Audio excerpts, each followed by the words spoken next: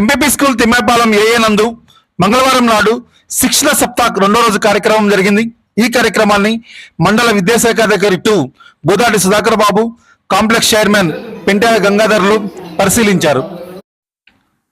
ఈ సందర్భంగా ఉపాధ్యాయులు తయారు చేసిన అభ్యసన పరికరాలను ఎంఈఓ సుధాకర్ బాబు నిశితంగా పరిశీలించడం జరిగింది. విద్యార్థులను అడిగి వాటి వివరాలు తెలుసుకోవడం జరిగింది. విద్యార్థులు వివరించిన తీరుకు ఎంఈఓ అబ్బురపడ్డారు. విద్యార్థులను అభినందించారు.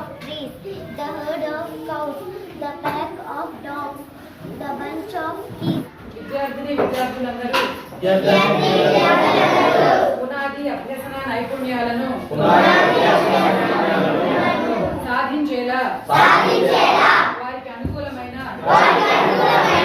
అభ్యసన వాతావరణాన్ని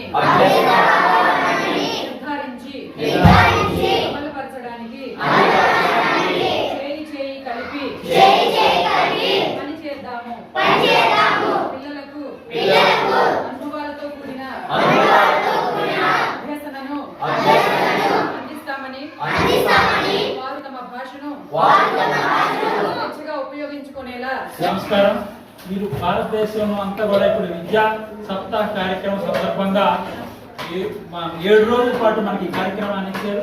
7 రోజుల పాటు మొదటి రోజు మరి టిఎల్ఎం మేళాని, రెండో రోజు సంఖ్యా శాస్త్రం, భాషాభివృద్ధి అని, ఇంకో రోజు ఆ సంయుక్తంగా పాఠశాల అభివృద్ధికి విద్యార్థికేషన్ సిస్టమ్ చెప్పింది ఇందులో భాగంగా ఆంధ్రప్రదేశ్ అంతా అమలు పరుస్తూ ఉన్నాం.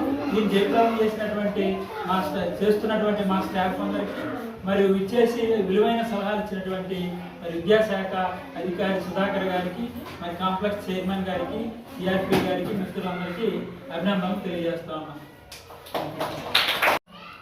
తిమ్మాయిపాలెం పాఠశాలకి రావడం జరిగింది.